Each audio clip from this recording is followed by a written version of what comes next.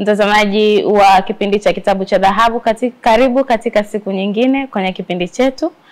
Kipindi kinachokupa nafasi ya kutazama na kuangazia mambo mbalimbali yanayopatikana kwenye vitabu vyetu vya roho ya unabii. Historia, lakini pia matukio na hadithi mbalimbali zinazotupa nafasi nyingine ya kuevaluate maisha yetu ya kiroho na ya kijamii katika dunia hii yetu ya sasa.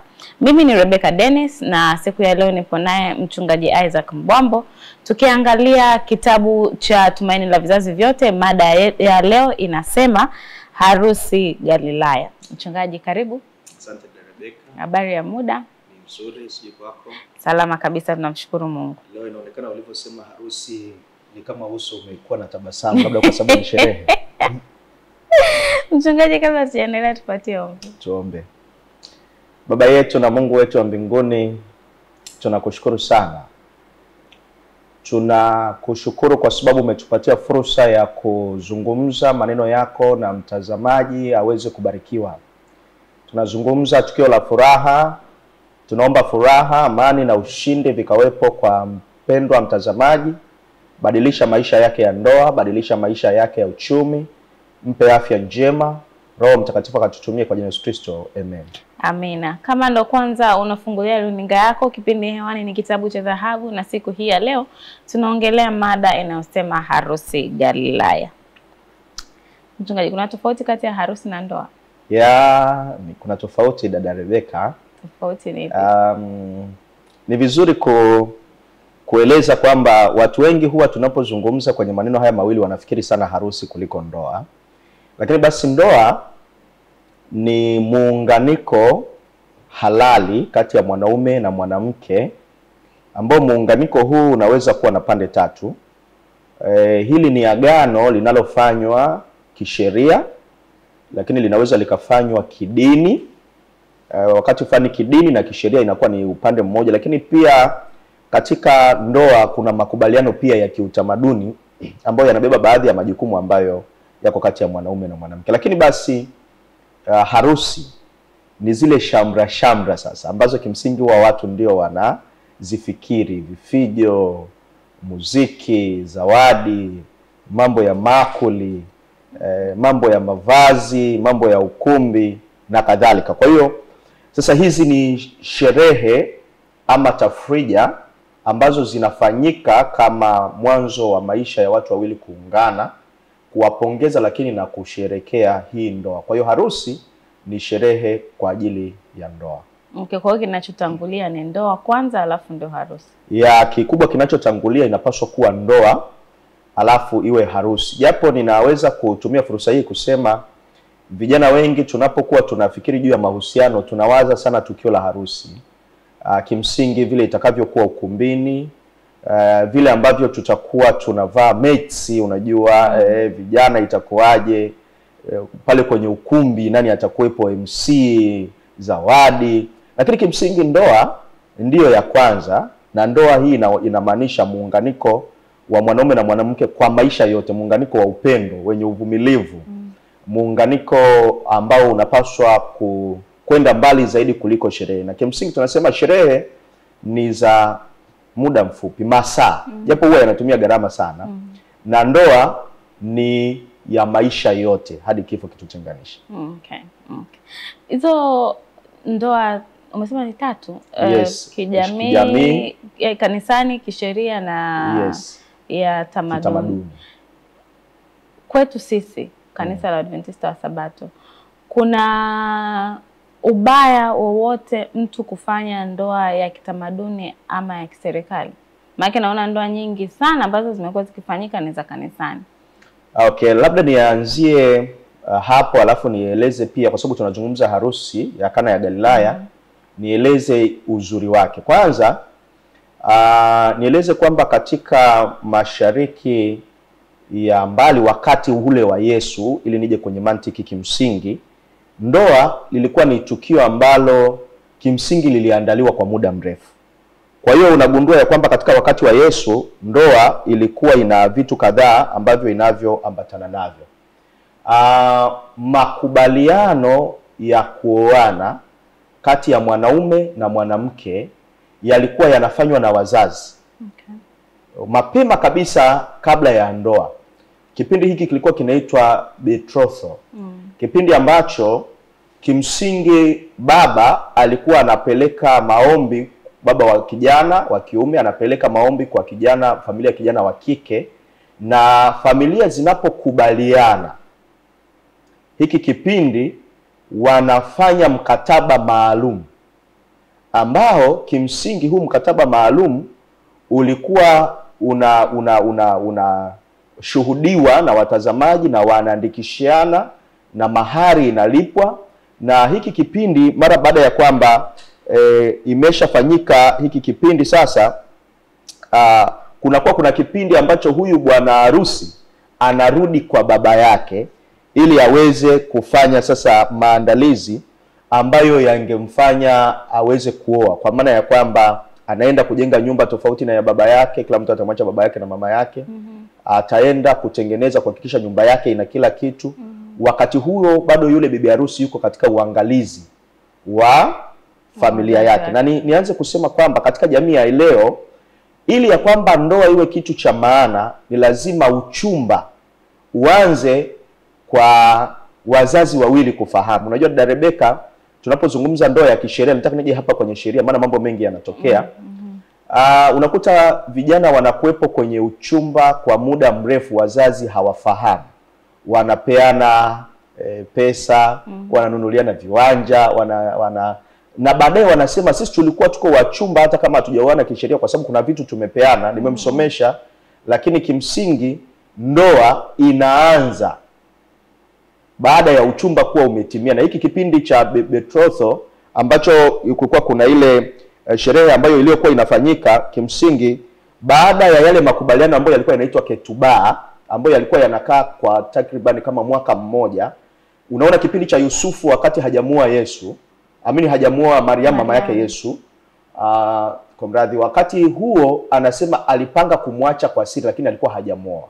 Na kwa hiyo wakati huu wa uchumba kunakuwa tayari kuna makubaliano ya kisheria na ameshalipiwa mahari, yanafahamika kwamba ni mchumba. Na imeandikishwa, kuna iko fomo inafahamika. Okay. Na kwa hiyo sasa tunapoenda kwenye kipindi hiki, na maana akivunja uchumba tayari familia zote mbili zitaweka pamoja.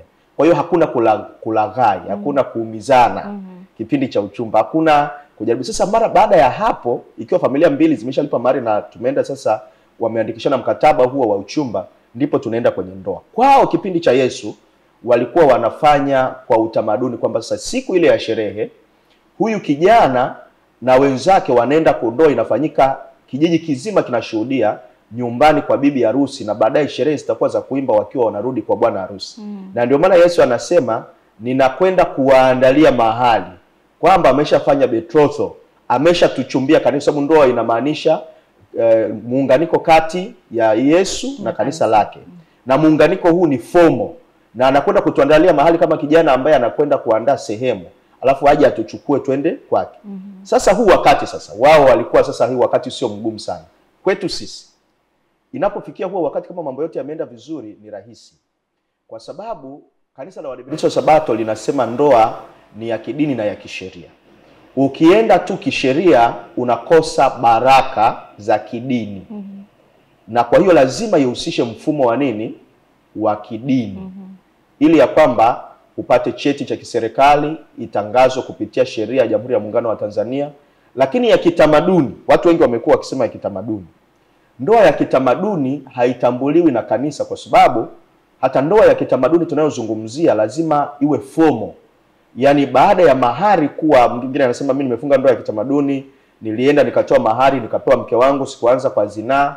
Ndoa ambayo inayokubalika ni ile yenye cheti, ambayo ni fomo. Na ile ya kitamaduni inatakiwa lazima awepo mtu ambaye tunasema anashuhudia, ambaye ataweza kuweka nyaraka ambayo itapelekwa RITA aweze kupata cheti. Kwa hiyo kimsingi ndoa inayokubalika ni ndoa ya kanisani, ndoa ya kidini, kuliko zile nyingine zote mbili. Ndoa tunatambua ya kisheria baada ya kwamba mtu akiwa ameenda, ila inakosa sasa ile kuwepo madhabahuni na baraka na ombi na yale mambo mengine yanayoambatana. Ila ukifunga ya kiserikali haina shida, si cheti umepata. Yes, ukifunga ya kiserikali kama umelazimika, kufanya hivyo, kanisa litatambua.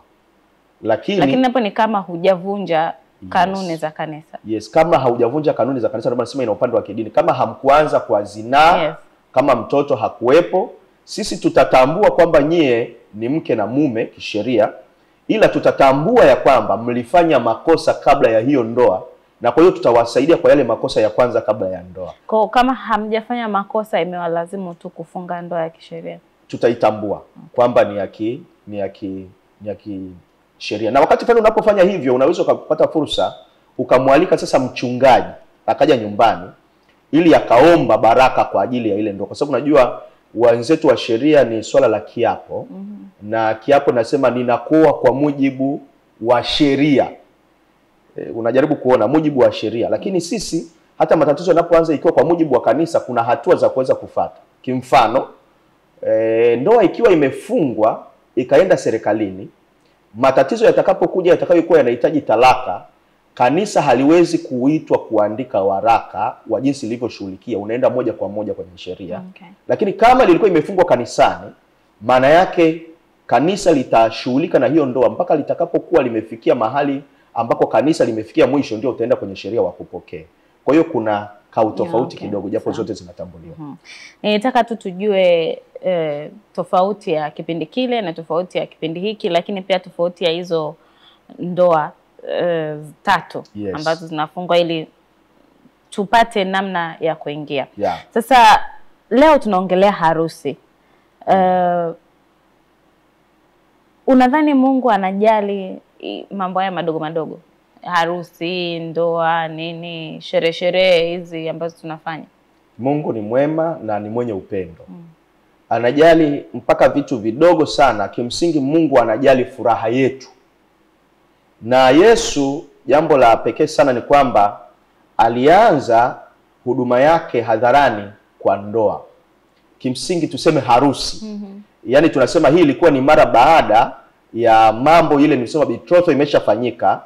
Na kwa hiyo hizi zilikuwa, maana katika jamii yao harusi iliendelea kwa siku kadhaa, takriban siku 7. Watu wanakula msosi, watu wanakunywa divai, watu wanasherekea, kijiji kizima kipo. Kwa hiyo Yesu na yeye, hebu jaribu kufikiri, akaacha. Na Yesu hapa tayari alikuwa na wanafunzi wake, alikuwa ameshabatizwa, ameshatoka jangwani. Kwa hiyo yuko anaanza utumishi wa hadhara, akaacha kuwasiliana na baba yake wa mbinguni, akaacha kuwafundisha wanafunzi wake.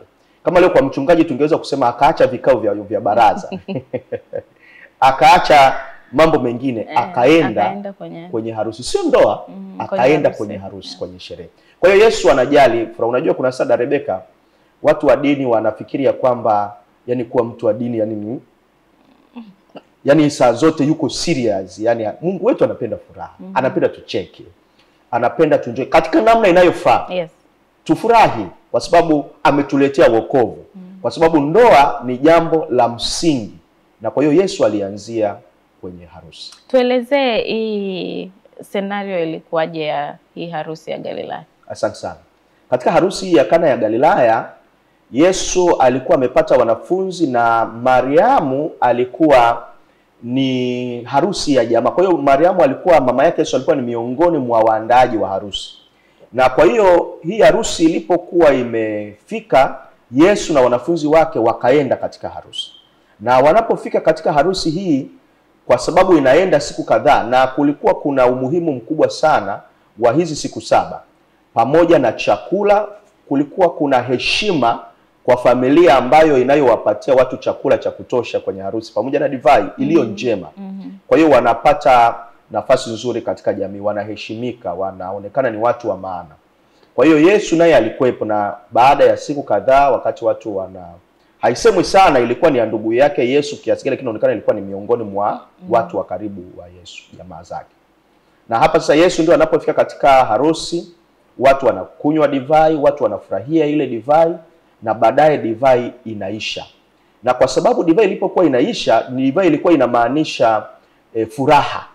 Ni kana kwamba kusema furaha ilipungua kwenye harusi. Na ndipo sasa Mariamu mama yake Yesu anamwambia, furaha imepungua, tutadhalilika kwenye jamaa yetu. Kwa hiyo sasa fanya kitu ili ya kwamba furaha iendelee kuwepo, tusidharaulike, tusitukanwe. Na hapo ndipo sasa Yesu anaanza huduma yake ambayo tunaona alichokifanya. Kwa hiyo walikuwa kwenye sherehe na shambra, na baadaye divai inaisha. Na divai ilikuwa inaonyesha wingi wa divai, unaonyesha wingi wa utajiri, wingi wa ukarimu, maandalizi ya kutosha. Yes. Sasa kwa nini Yesu aliamua kufanya muujiza wake wa kwanza kwenye harusi badala ya kufanya tuseme hekaluni ama sehemu yote nyingine, akaamua kufanya muujiza wake wa kwanza kwenye harusi? Rebecca, leo ni swali zuri sana, na ninatamani wachungaji wenzangu pia wanisikilize vizuri, pamoja na mimi nazungumza na nafsi yangu. Kimsingi nianzie hapa. Nilikuwa nina kautamaduni fulani ambako ninaanza kuongoka kukaacha, nakiri kwamba nilikuwa tukishafunga ndoa kanisani nilikuwa siendi ukumbini. Kwa nini? Nilikuwa siendi ukumbini kwa sababu ya yale mambo yanayofanyika ukumbini. Unajua watu, muziki unawapagawisha watu, watu wanacheza, watu wanavaa kwa namna fulani hivi, unaweza ukawasahau. Na kwa hiyo unaweza ukatoka na mke wako nyumbani, afu ukafika ukumbini ukaanza kumtafuta mke wako kwa sababu mke wangu yuko wapi, amebadilika, jinsi alivyovaa nguo ambazo labda pengine hujawahi kumuona akiwa amezivaa. Watu wamefanya makeup, viatu virefu na kadhalika. Sasa na muziki hapo ndio utajua watu wanavyoweza. Kwa hiyo nikawa siendi. Lakini kimsingi mtu mmoja akaniuliza, unapokuwa hauendi ukumbini na washiriki wako wanaenda ukumbini, una maana ya kwamba umewaruhusu wakafanye kitu ambacho unajua watakosea na wewe hauwezi kwenda kukiona wanachokosea ili uwasaidie? Na kwa hiyo siku zote utajitenga ili waendelee kufanya vibaya? Je, utakuwa umewasaidia nini? Na kwa kweli wachungaji wengi hawaendi kwenye harusi. Sasa jambo la kushangaza ni hili. Yesu alienda kwenye harusi na muujiza wake wa kwanza ulifanyika kwenye harusi na sio kanisani, hekaluni. Namba moja, wale wa makuhani na marabi, wale wajumbe wa Sanhedrin, walikuwa wanachukua nafasi ya juu, wanavaa mavazi ya heshima yanayowatambulisha, na walikuwa hawaendiendi tu sehemu zozote kukutana na watu, yani ni watu maalum sana. Na kwa hiyo hawajichanganya na watu. Sababu ya kwanza ni kukwepa unajisi, na kwa hiyo walikaa mbali na watu. Yesu yeye aliamua kujichanganya na watu, maana alikuja kwa wokovu wa watu. Na alijichanganya na watu kama anaowatakia mema. Aliwakuta watu katika mahitaji yao ya kijamii, aliwafuata wanaovua samaki, wanafuata mashambani. Kwa hiyo Yesu alifanya kuwafuata watu mahali ambako mioyo yao ingeweza kuelewa sana upendo wa Yesu. Unajua yako matukio ambayo yanagusa, kwa mfano msiba na harusi ni matukio ambayo mioyo ya watu imefunguka. Kwa hiyo unapokuwepo pale, Yesu aliona ni fursa. Hiyo ni namba moja. Lakini namba mbili, alikuwa akitengeneza umuhimu wa kuonyesha ya kwamba sio vibaya kusherehekea kwa namna inayofaa. Wanadamu watapaswa kufurahi, wanadamu watapaswa kusherehekea, watapaswa kuwa na matukio ya kumshukuru Mungu ambayo yanaamsha hisia za furaha na shukrani kwa Mungu.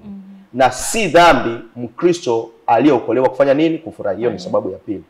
Lakini sababu ya tatu, alikuwa akionyesha umuhimu wa taasisi ya ndoa, ya kwamba ndoa ni jambo takatifu. Watu wanapounganika wawili, hata kama wewe hufurahi sherehe na unaona ya kwamba ni kitu cha kawaida, unapaswa kuheshimu ndoa. Kwa hiyo Yesu aliheshimisha ndoa kwa uwepo wake, na akaanza kwamba wokovu unaanza katika familia. Unaanza kwa wazazi kuwafundisha watoto kwa ndoa iliyo bora, wanandoa kuheshimiana, kuomba pamoja. Na kwa hiyo inapo wokovu unaanza kwenye ndoa. Kwa hiyo Yesu alianzia na wokovu mahali ambapo ulikuwa uwezi kupata. Kwa hiyo ndio maana alienda kwenye ndoa. Lakini pia alitamani kuwavuta watu katika maeneo yote ambayo wanayopatikana kimkusanyiko. Hakutaka watu wamfuate yeye, yeye alitaka kuwafuata watu. Kwa hiyo ilikuwa ni sababu ya msingi sana Yesu kwenda kufanya katika harusi ya Kana ya Galilaya. Tukio hili linafunua vipi tabia ya Yesu na mtazamo wake wa maisha ya kawaida kwetu sisi wanadamu?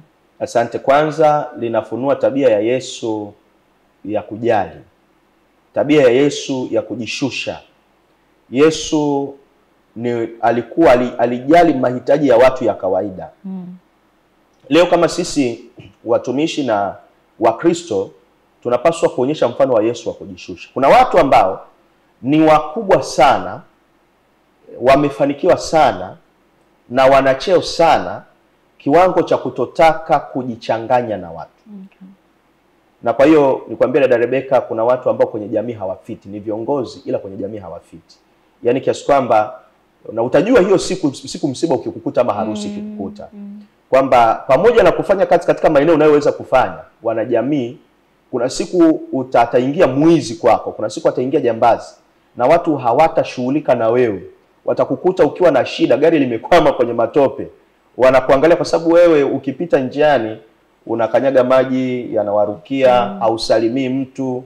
Na kwa hiyo Yesu anaonyesha kujali jamii, kujichanganya na watu, kuwa miongoni mwa watu ambao wanafurahia matokeo yake, lakini pia tabia ya unyenyekevu, tabia ya kujishusha, lakini anaonyesha pia kujali katika kuisaidia jamii yake, hasa watu wa mama yake na ndugu zake. Kuna wakati ambapo hata sisi watumishi tunafanya sana kazi, unaweza ukajikuta ratiba yako iko bize, hujamsalimia mama yako kijijini, hujakumbuka mjomba yako, uko hapa mjini umefuta namba za watu wa kijijini kwenu uko hapa unapokea simu tu za kazi. Yesu anajumuika na watu wa kijijini kwake. Anaonyesha ya kwamba pamoja na kwamba ametoka mbinguni, anajali jamii ya wanadamu, ndugu zake wa damu. Mahali ambako wamekusanyika, na yeye lazima awepo na afanye tukio. Na ingawa kweli matukio ya harusi yanakuwa mengi na michango inakuwa ni mikubwa, lakini lazima tuangalie namna sahihi ya kujihusisha na jamii. Usifute namba za watu wa zamani walioko kijijini. Ukishafanikiwa, ukishakuwa uko Dar es Salaam, usifute watu wa namba za Shinyanga, za watu wa kule ndani ndani. Kuna muda utawahitaji. Kuna muda utawahitaji. Kwa hiyo Yesu anatufundisha fundisho kubwa hapa la namna ya kuweza kujali na kujishusha. Okay. Unadhani Mariam alikuwa sahihi kumfuata Yesu kuhusu baada ya divai kuisha? Mariamu asingemfuata Yesu baada ya divai kuisha, asingekuwa mwanadamu wa kawaida.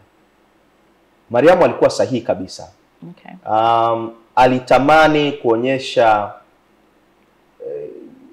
shauku yake ya mafanikio ya mtoto, kwa sababu Yesu tayari alikuwa ameshatambulishwa kwamba ni mwana wa Mungu pale kwenye mto Jordan. Yesu tayari alikuwa ameshinda. Habari za umaarufu na matendo yake ya maajabu aliyokuwa anayafanya tayari zilikuwa zimefahamika.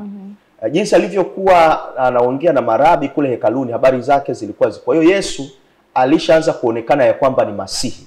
Sasa Mariamu alikuwa anamfuata, alitamani ya kwamba Yesu ajitambulishe hadharani. Unaweza kusema huyu ni mama ambaye anaweza kama mama walio wanafurahia kuambia watu, mtoto wangu amemaliza chuo, mtoto wangu amepata kazi, mtoto wangu siku hizi anaweza kufanya sensa, amenunua gari, amejenga nyumba. Kwa hiyo alikuwa ana feel proud, alikuwa anajisikia hivyo vizuri. Kwa hiyo alikuwa yuko sawa. Labda tunachoweza tukisema tu ni kwamba ambacho alikuwa hakijui ni jinsi ambavyo mahusiano yake na Yesu, mahusiano ya mama wa Yesu na mahusiano ya utume wa Yesu yalipaswa kuwa vitu viwili tofauti. Okay. Labda naweza kulizungumzia hilo kidogo. Kimsingi Mariamu anapokuja kwa Yesu, anamwambia Yesu kwamba divai imeisha. Kama nilivyosema mwanzoni, anawaambia aibu imetukuta, na anamwambia fanya jambo, kana kwamba anamshinikiza. Alafu Yesu anasema, mwanamke, una nini nami? Hii haikuwa lugha ya dharau ama ya kejeli, ilikuwa ni namna ambavyo katika jamii yao walikuwa wanaelewa, wanamwambia mtu kwa heshima. Lakini kuna kitu ambacho huwa tunakiita messianic secret. Messianic secret ilikuwa ni Yesu kufanya mambo under carpet. Anaponya mtu alafu anasema usimwambie mtu. Hata anapomwambia Mariamu, mbona saa yangu haijafika, inaonyesha ya kwamba pamoja ya kwamba yeye ni mama, na wakati fulani Yesu alikuwa anamtii wakati wote, maana Yesu ndiye aliyesema waheshimu wazazi wako. Lakini bado alihitaji mbingu zitekeleze mambo kwa mpango wake, na sio influence ya mama. Labda niseme tu kwamba wakati fulani kuna influence. Lazima tutofautishe majukumu ya Mungu na influence ya jamaa. Anaweza akaja mzee wa kanisa rafiki yako, anapenyeza jambo pale, anasema bwana wewe ni rafiki, sasa mchungaji hebu ruhusu hiki. Wakati fulani anaweza akakupigia mama yako mzazi, unamchunga, anakwambia mwanangu, kanisa wanataka ukifanyike hiki na hiki. Ama kwenye ngazi za union, ngazi za conference, anakupigia mtu mwenye mahusiano ya karibu, na wakati fulani anaweza akajitafuta namna ya kujipenyeza mapema, alafu anakushinikiza ya kwamba ninaomba hili lifanyike. Tunaweza kuona kwenye issue za kwaya, tunaweza kuona kwenye issue ambazo zinaweza zikawa zinahusu uongozi, wazee wa kanisa. Tunaona mara nyingi kwa sababu ya ushawishi wa wake zao. Yaani kuna mambo ambayo mke wa mzee wa kanisa anayataka. Sema baby, hapo kwenye makambi ije kwaya fulani. Kwaya mimi ndio naipenda. Na sasa wewe ni mzee wa kanisa, lakini unajua kabisa kwamba kwa kweli hiki kitu kukipitisha ni kigumu. Na umeshaitwa baby. Kwa hiyo lazima utafute namna fulani ya kumanuva kile kitu ili kifanyike, sio kwa manufaa ya Mungu, lakini kwa manufaa ya familia. Yesu bado alikataa, alibaki kwenye msimamo ya kwamba saa yangu haijafanya nini?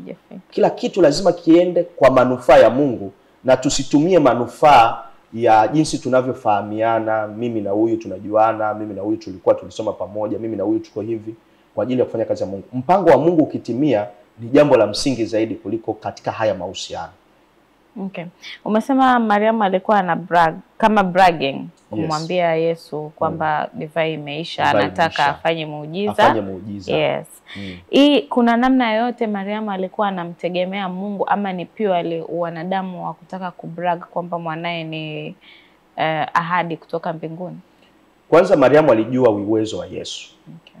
Na lakini tu alitaka kutumia umama wake wa kumzaa Yesu, na kule hekaluni Yesu alishamwambia kwamba ilinipasa kuwa katika nyumba ya baba yangu. Lakini Yesu aliona imani kwa Mariamu ya kuamini ya kwamba huyu ni Masihi. Na pale nilipokuwa nimesema kwenye Messianic Secret, moja ya mambo ambayo Yesu hakutaka kufanya yawe wazi ni kwa sababu walimtegemea Masihi kwamba anakuja kuleta ukombozi wa kisiasa. Na kwa hiyo Yesu angeingia kwenye changamoto mapema. Ikiwa angetumia influence yake mapema, angeingia kwenye changamoto ya uongozi wa Rumi.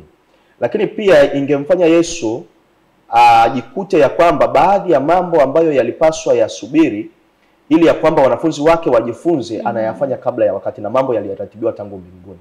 Sasa Mariamu anapokuja, Yesu analifanya hili tukio sio kwa sababu Mariamu ni mama. Hata Mariamu imani yake ilikuwa ni kwamba huyu ni Masihi na alijua.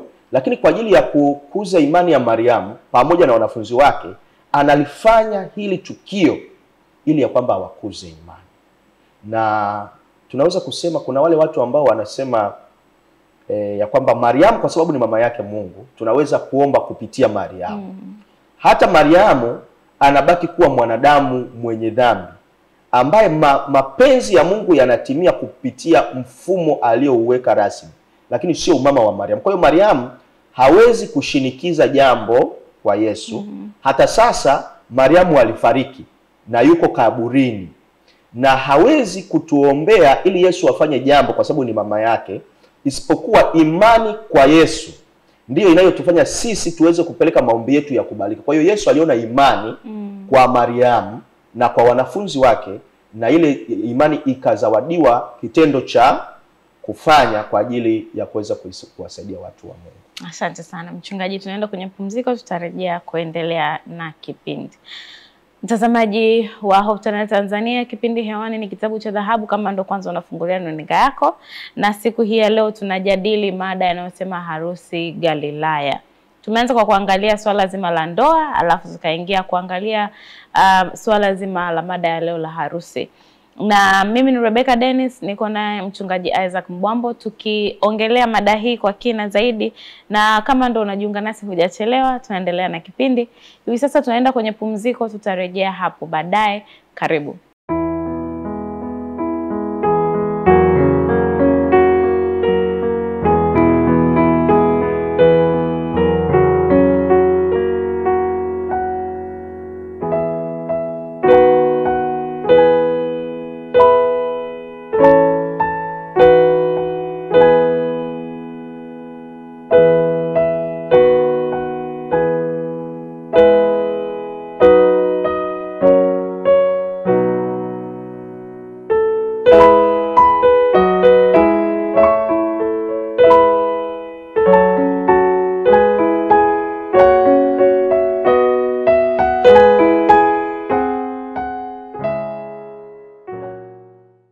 Mtazamaji wa Hope Channel Tanzania, karibu. Tunaendelea na kipindi chetu cha kitabu cha dhahabu, na mada yetu ya siku hii ya leo inasema harusi Galilaya. Mada ya leo tunaongelea swala zima la muujiza wa kwanza Yesu aliofanya alipohudhuria harusi iliyokuwa ikifanyika Galilaya. Na tumeanza kwa kuongelea swala zima la ndoa, tumeangalia aina za ndoa ili kwa ajili ya kuweka mada yetu siku ya leo iweze kueleweka kwa uzuri zaidi. Mimi ni Rebecca Dennis, niko naye mchungaji Isaac Mbwambo. Karibu, tunaendelea na mada ya leo. Mungu akubariki. Amen. Mchungaji, tumeona divai, tumeisha Yesu, Mariamu alivyomwambia Yesu kwamba divai imeisha.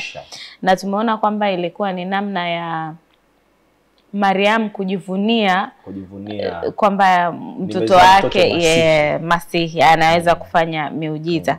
Lakini tukaona kwamba ulisema Yesu animwambia una nini nami, saa yangu haijafika bado. Tukaangalia pia muktadha wa kwamba angefanya kama Mariamu alivyosema, ingekuwa ni influence ya mama kwa mtoto wake kufanya kile alichotaka kufanya. Sasa katika huu muujiza ambao Yesu alifanya, kwa nini aliamua kutumia maji? Maana tunaona Mariamu alivyowaambia atakachowaambia fanyeni, aliwaambia wajaze mabalasi ya maji. Why maji? Kwa nini asingeomba tu divai ikatokea? Maana yake si anaweza kufanya mambo yote. Yes. Kwa nini aliamua kutumia maji? Asante. Kwanza nianzie hapa kwamba saa yangu haijafika.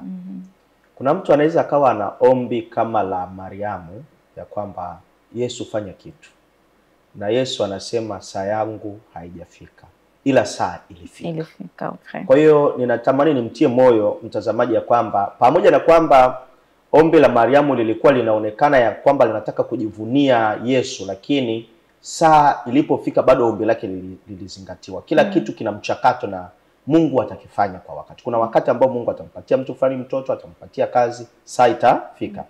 Na saa ilipofika, Yesu kama nilivyosema ya kwamba anaamua kutumia ndoa. Ndoa kwa Yesu kimsingi inaeleza muunganiko wa Yesu, anakuwa ni mume na kanisa anakuwa ni mke, na anaeleza ya kwamba sisi kanisa na sisi wote ni bibi harusi.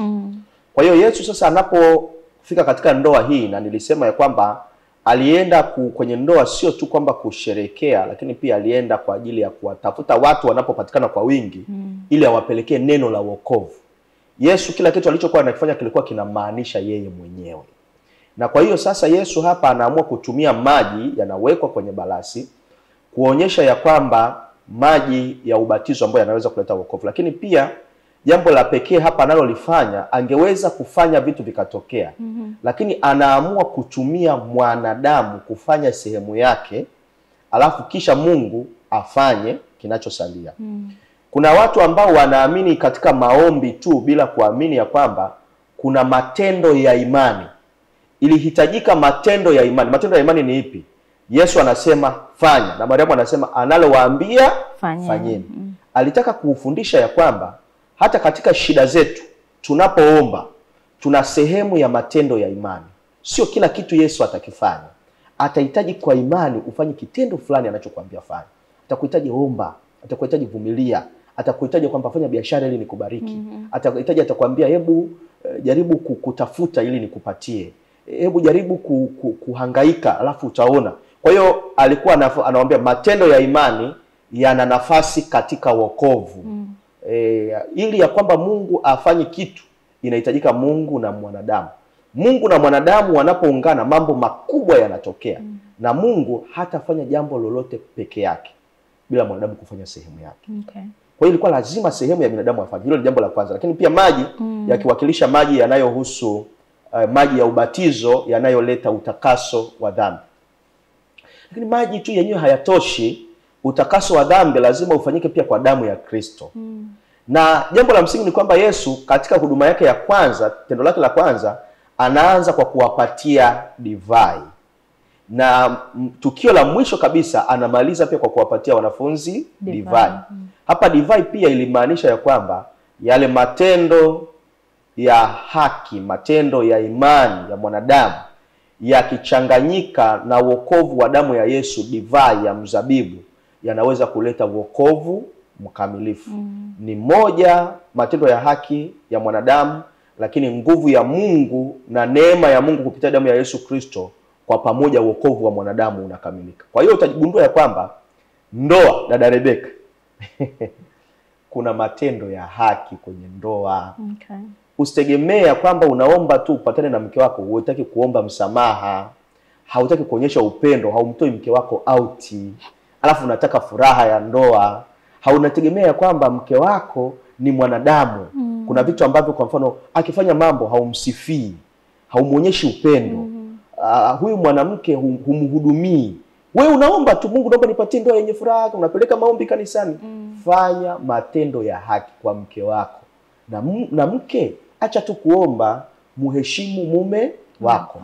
Ukimheshimu mume wako, unajua wanasema hakuna mwanaume mkatili kwa mwanamke mnyenyekevu. Okay. Matendo ya haki yanahusika kwa ndoa. Alionyesha pia kwamba matendo ya haki yanahusika, alafu ndipo tuombe neema ya Mungu kwamba tusaidie ndoa iwe na amani. Lakini wakati huo pia hayo yakiwa yanamaanisha uokovu. Tuseme wewe sasa ndo ungekuwa pale. Yesu amesema wekeni maji kwenye mabalasi. Mabalasi 7? Yes, 7? mabalasi ambayo yalikuwa yamewekwa kwa utamaduni sawa. Yes. Alafu akabadilisha yale maji yakawa divai. Ungekunywa? Kimsingi ilikuwa inahitajika imani. Lakini hivi kweli mchungaji, sahihi tu miujiza ikifanyika sahihi tu maji alafu unaambiwa na kimsingi ili ujue kwamba hata wokovu unahitajika imani. Alipoweka maji haionekani kama aliweka mkono akayabadilisha. Hakufanya chochote. Akawaambia tu tekeni, chukweni, peleka. Sasa ilihitajika imani. Unachukua maji, unaweka kwenye vikombe, unasema hii ni juice. Kwa hiyo napeleka juice. Alafu wakati walipoonja wakakuta kweli ni nini? Ni juice, alafu ni tamu. Kiukweli tuseme tu kwamba hawa watu walikuwa wana imani, hawakuhoji ya kwamba sisi tunataka juice, tunataka divai, wewe unatuambia maji. Mbona haviendani? Kimsingi tunahitaji imani kamilifu isiyo hoji yale Yesu. Kwa kweli na nikiri tu kwamba ingekuwa ni mimi, kwa sababu na mimi huwa na maswali, ningemwambia Yesu, umetuelewa vizuri? Umefanyaje? Mbona sisi tumekwambia, mbona au haujatuelewa? Lakini inapaswa tuwe wavumilivu.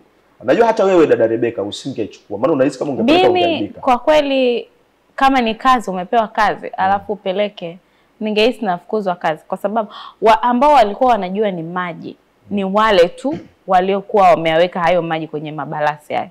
Wengine wote walipata ni aftermath need, wanakunywa divai, hawakujua imetoka wapi, hawakujua nini kimefanyika. Kwa wale kwa wanajua ni Yesu, na wale ambao walikuwa wameweka maji kwenye hayo maji. Wale wahudumu walisema moja ya harusi ya ajabu duniani tuliwahi kuona ni hii. Divai imeisha, sasa wanapelekewa watu maji. Na hii inatufundisha pale ambako unapofikiri ya kwamba umefeli kabisa, bado ukimlilia Yesu, ukimuhusisha, inaweza ikawa one of the best of your performance. Kwa kutenda mambo makubwa, kwa sababu wao kweli walikuwa wameishiwa na walikuwa hawana. Na ukiwasikiliza maneno ya watu na washauri na nini, wangewaambia yani nyinyi mnaenda kuaibika, mnapelekea watu maji. Sisi tu watu wanaletaga divai tena nzuri, ya kwenu ilikuwa mbaya, alafu mwishoni mnapeleka maji. Lakini Yesu alikusudia kwa imani itoke divai iliyo njema. Sasa ile divai kwa nini ilisemekana kwamba ni divai bora kuliko ile ya kwanza? Asante. Kwanza tuseme Yakobo anasema kila kishukacho kutoka juu hushuka kutoka kwa baba wa mianga. Kile kilichoshuka kutoka kwa baba wa mianga ni chema, na kwake hakuna kivuli cha kugeuka. Yesu asingeweza kutoa divai ambayo ina mashaka. Na mimi nitumie nafasi hii kumwambia mtazamaji ya kwamba subiri upewe na Mungu. Okay. Utajiri ukipewa na Mungu, amani ukipewa na Mungu ni bora. Zawadi ya Mungu moja inakuandaa kwa ajili ya zawadi iliyo bora nyingine inayofuata. Lakini zawadi ya kibinadamu inakuandaa, inaweza kuwa bora lakini huwa inaisha. Na Yesu anaweza kubadilisha kilicho kibaya au cha kawaida kuwa bora. Anaweza kubadilisha mtoto wa kawaida kuwa bora, kazi ya kawaida kuwa yenye kipato, mtu wa kawaida kuwa mtu bora kabisa, kama Yesu anaweza kubadilisha maji yakawa divai tena iliyo bora, naamini anaweza akafanya the best of my version. Yani anaweza akafanya Rebeka bora zaidi, anaweza akafanya mtangazaji bora zaidi kutoka kwenye yule wa awali, anaweza kufanya kitu chochote kikawa bora. Yani material ni yale yale, lakini matokeo ni tofauti. Unaweza kusema shamba ni lile lile, mazao ni tofauti. Chuo ni kile kile, lakini utendaji ni tofauti. Mtu ni yule yule, lakini anachokifanya ni tofauti, ikiwa Yesu ana mkono wake. Kwa hiyo hapa tunaona ya kwamba alifanya kitu cha ajabu sana, lakini pia tunatakiwa kila tunachokihitaji Yesu awe. Alitoa divai iliyo bora kuonyesha ya kwamba yuko tayari kuwapatia watu vitu vilivyo bora visivyo na mapungufu. Maana kila kinachotoka kwa Bwana ni bora. Hata mume akitoka kwa Bwana ni bora. Sasa katika kurejelea hilo, tunaweza kwenda kwa Mungu tukiwa na maombi madogo madogo, ama Mungu anataka tuende kwake tukiwa na maombi makubwa makubwa? Mungu anajali hata ombi la mtoto akiwa analilia pipi. Yes. Yani shida ile ambayo unadhani ni ndogo sana. Unajua kuna vimiujiza vidogo vidogo ambavyo vinaweza vikatia watu moyo. Yani kuna wakati unaweza ukawa umepoteza, una haraka, una notebook hauioni ndani kwako. Alafu unapiga magoti unamwambia Mungu nina haraka. Alafu sioni notebook. Alafu unatafuta, unapiga hatua ya kwanza ya pili, unakuta malesa notebook hii hapa. Yani Yesu anajali mambo madogo ambayo ukimwambia mtu anaweza akakwambia huo ni uzembe wako. Kimsingi ungemkuta mchungaji wa utaratibu, alafu kamwambia mchungaji utupatie ombi ili divai iongezeke maana imeisha. Mimi miongoni mwa hao nisingefanya hilo ombi. Ningeanza kuambia kwanza, nyinyi ni wazembe. Mlijua mnaenda kuoa. Kwa nini hamkujipanga vizuri? Ndoa sio tukio la ghafla. Unaona jinsi mambo ambavyo angesema. Yaani ukosaji ungekuwa kama mlikuwa hamko tayari kuoa, mngeacha. Msingeenda. Kwani kuoa si mtaoa tu, mambo yangekuwa mengi. Ila Yesu anajali. Ombi ambalo linaonekana ya kwamba hao watu walikuwa hawana uwezo, lakini akalifanya. Kwa hiyo maombi madogo, mtoto shuleni ambaye anasema nina watu wanaonionea, marafiki zangu wananipiga, Yesu anajali. Mama ambaye anayesema ninakaa mahali ambako, yani unajua kuna wamama ambao hawapati fedha ya kutosha kutoka kwa waume zao. Kwa hiyo akienda kanisani wenzake wamepaka poda, yeye uso ni mkavu. Yani hivi yeye ana vitu vidogo vidogo na ambavyo hawavipati kwa sababu huenda hawana. Mungu bado hata hivyo anasikia. Na anatupenda. Unajua kuna mmoja ya mambo ambayo yako kwenye ndoa, maana tunazungumzia ndoa. Kuna watu wanagombana, alafu ukiwaambia chanzo cha ugomvi ni nini, hawasemi. Maana utakiona ni cha kitu, ila matokeo ni makubwa. Yaani jambo linaanza kidogo kidogo. Niliona clip moja, wanandoa mmoja anampiga kibao mwenzake pap, alafu mwingine anaongeza kidogo pap. Baadaye anaongeza kidogo pap. Alafu baadaye wakapigana kabisa. Yaani kwa sababu ndivyo mambo ya ndoa. Sasa ikiwa hata kwenye ndoa yako au kwenye maisha yako kuna vitu vidogo sana. Unajua tunakaa na vijana ambao wako kwenye depression, ambao hawezi kuambia wazazi. Wamama wana changamoto ambazo hawezi kumwambia mchungaji wala mume wake. Yesu anazijali na anakupatia, na kamwe haoni kwamba ni kitu kidogo. Anajali furaha yetu iendelee kuongezeka. Sasa kama ndio hivyo mchungaji, kwa nini baadhi ya maombi kama Yesu aliweza kubadilisha maji kuwa divai kwa sekunde chache, kwa nini baadhi ya maombi yetu yanachukua muda mrefu kujibiwa? Jibu liko pale pale. Mama, saa yangu haijafika. Na wakati fulani kwenye kipindi hapa tulisema Mungu hatupi matamanio, anatupa mahitaji. Kuna kile kinachotoka kwa Mungu ni kilicho bora. Huenda wakati fulani unaweza ukaona hajakupatia, lakini anatengeneza namna bora ya kukupatia kile ambacho anachokitaka. Kwa hiyo Mungu, maombi yote huwa yanajibiwa. Yaani maombi yote kwa Mungu huwa, kuna watu wanasema maombi mengine nisubiri, maombi mengine sijui nifanyaje. Maombi yote yanajibiwa, isipokuwa wakati wa kuyapokea ndio tofauti. Kwa hiyo kila ombi linalopelekwa kwa Yesu linajibiwa. Hata akisema hili halikufai, atakupa kilicho bora. Kwa hiyo unaweza ukaomba kwa namna isiyofaa, ila bado atajibu kwa namna iliyo njema. Na kwa hiyo kila ombi kwa Yesu lina majibu, isipokuwa wakati wa kupokea ndio unaweza kuwa tofauti. Kwa jinsi tulivyoangalia ndoa na harusi za kipindi cha Yesu, zina tofauti gani na ndoa na harusi za sasa? Okay, kuna tofauti kubwa sana ndoa ya kipindi cha Yesu na kipindi cha sasa. Kwanza dada Rebecca, labda nizungumze kwa kitu fulani kabla tutoka pale kwenye device. Kama utaniruhusu. Sawa. Kwa kutumia hii divai ambayo watu wengi wamekuwa wanaisema, wametumia hiyo divai kama sehemu ya kunywa pombe. Kusema kwamba Yesu alibariki pombe. Na ni moja ya vitu ambavyo vinafanya tofauti kati ya ndoa za sasa na ndoa za kipindi cha Yesu. Kwenye hiyo tofauti, ndoa za sasa Yesu hayupo katika hizo ndoa. Niseme kwenye harusi. Kwenye harusi, yes. Harusi zetu Yesu hawezi kuhudhuria. Ndoa za sasa zinafanya mambo ambayo, kwa mfano pale Yesu alihudhuria, na moja ya kitu alichokifanya alitengeneza divai. Sasa hili neno divai, yako maneno mawili ya Kiyunani ambayo yanafanya tofauti. Utaona pia katika kitabu cha Timotheo wa kwanza 5 mstari wa 23 anayozungumzia ya kwamba anamwambia Timotheo ya kwamba tangu sasa usinywe maji tu, bali kunywa divai kidogo kwa ajili ya tumbo lako. Na watu wanasema Yesu alileta pombe, na kwa hiyo ni fursa kunywa pombe. Lakini Yesu ndio yeye, wakati ambapo anazaliwa Yohana alitoa maagizo ya kwamba asitumie divai wala mvinyo. Lakini pia ni Yesu alisema pia hivyo wakati Samsoni anapozaliwa kwenye familia ya Manoa, aliwaagiza ya kwamba mama asinywe pombe. Haya maneno mawili ya kwanza ni oinos. Oinos ni a general term, ni neno la jumla kama tunavyosema beverage. Inaweza ikawa fermented, yani kwamba iliyochachushwa ama haijachachushwa. Itategemea na mazingira. Lakini neno la pili ni glucose, ambalo tunapata neno la Kiswahili glucose, ikiwa ni ile sukari ya matunda. Hii ni juisi tamu ambayo inayotokana na mzabibu. Sasa hili neno linalotumika kweli katika kitabu cha Yohana sura ya 2 ni oinos, ikiwa ni general tamu ambayo inayotumika. Sasa hiyo ndio inayowapa watu shida, lakini ukiangalia mazingira hii wanasema ile divai ilikuwa ni tamu, na kwa hiyo haikuwa pombe. Kwa hiyo hili neno linatumika kwa iliyokuwa imechachushwa na isiyochachushwa. Yesu aliwapa watu divai, juisi ya matunda. Na hii ndio iliyokuwa, kwa unapofuatilia katika utamaduni, ndio aliyokuwa anawapatia. Kwa hiyo tofauti sasa, ndoa ya zamani watu wakienda wanarizika kunywa juisi, lakini katika ndoa za sasa watu hawariziki bila kileo, lazima kuwe na pombe. Lakini jambo lingine la tofauti ni hilo kwamba Yesu anakuwepo kwenye harusi. Nimesema ninawashauri wachungaji wenzangu wasikimbie harusi.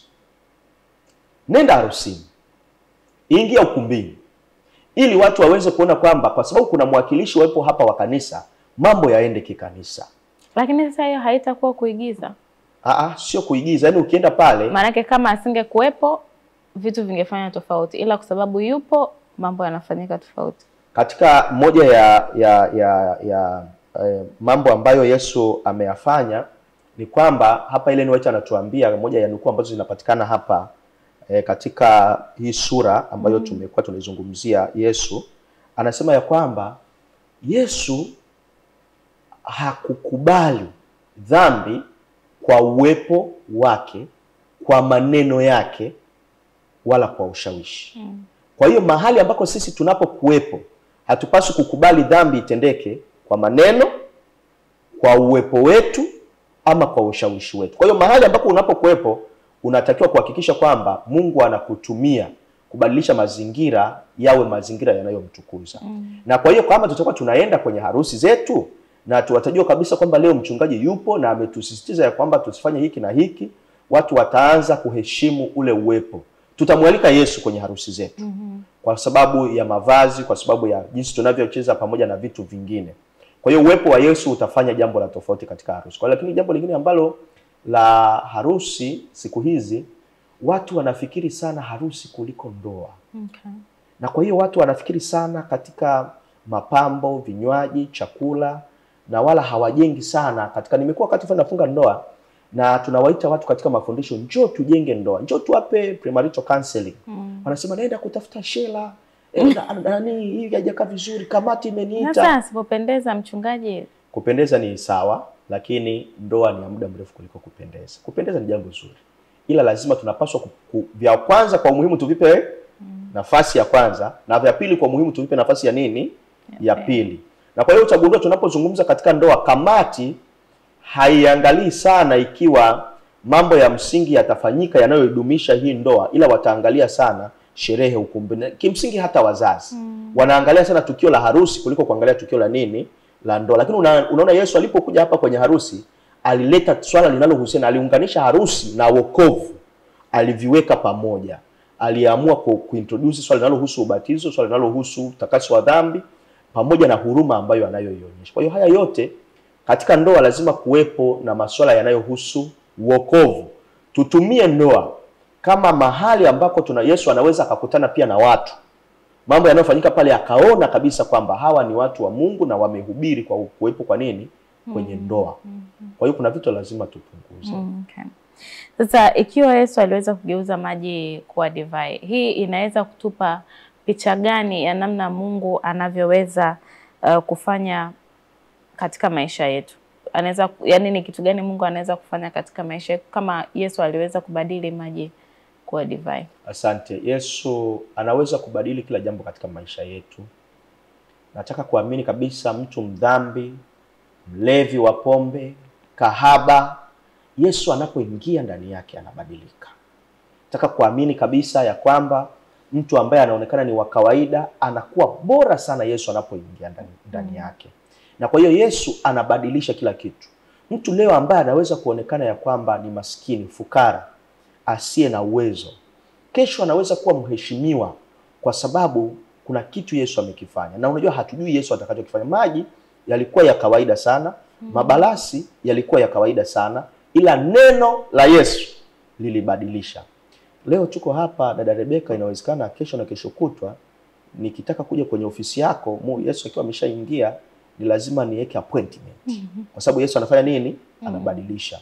Na kwa hiyo tuishi kwa kuthaminiana. Tuishi kwa kuheshimiana. Lakini pia tuitafute furaha ya kweli inayopatikana kwa Yesu, kujua ya kwamba anaweza kubadilisha kitu. Na nataka nimtie moyo, kuna mgonjwa mahali fulani ambaye anaweza kuambiwa na madaktari ya kwamba huwezi kupona. Anaweza akaambiwa ya kwamba mtoto wako ni mjinga, hawezi kufaulu. Anaweza akaambiwa maisha yako wewe kutokana na kwako utakuwa fukara. Yesu anabadilisha. Na aishi kwa matumaini ya kwamba Yesu akiingia anaweza kufanya kitu fulani katika maisha yake. Mchungaji, tunapomaliza kipindi chetu cha leo, kile kitendo cha yule mwenye harusi kuonja maji yalikuwa divai, akasifia kwamba divai ni bora, ila hakujua imetoka wapi. Ndio. Hilo linatufundisha nini kwenye maisha yetu kuhusiana na either usiri wa mambo Mungu anayotufanyia? Je, ni lazima expose kila kitu Mungu anachotufanyia kwa watu ili kujua kwamba kweli Mungu yupo kwenye maisha yetu? Au hata kwa Yesu alikuwa na uwezo wa kuulizwa akasema mimi ndo au Mariamu alikuwa na uwezo wa kusema mwanangu ndo amefanya. Yes. Asante sana dada Rebeka. Kwanza Yesu baada ya kufanya lile tukio alitokomea. Wanafunzi wake ndo baadaye wakaanza kuulizwa wakasema habari zake, lakini Yesu alifanya nini? Aliondoka. Na hii inatuambia ya kwamba usiri ni kitu nyeti sana kwenye maisha. Kuna mambo yameshindikana, kuna watu wamegombana kwa kukosa siri. Unafanywa kitu, mtu anasema bwana asiye fulani bwana ameniambia atanifanyia hivi. Uchumba, mtu anaanza bwana mimi na fulani na mchumba, watu wanaposti, wamepiga, wameshikana, wamekumbatiana, na watu wanaingilia lile jambo. Na hata Yesu moja ile messianic secret hakutaka kwamba utume wake ukomeshwe mapema kabla hajafikia lengo. Lakini pia tuna mabaraza ya kanisa, tuna ofisi ambazo ni za serikali, ofisi za kanisa. Yako mambo ambayo yanapaswa kuwa under carpet. Sio kwamba ni kwamba watu wanakuwa ni siri, ni kwamba haviwahusu watu wengine. Unajua dada Rebeka, mahali fulani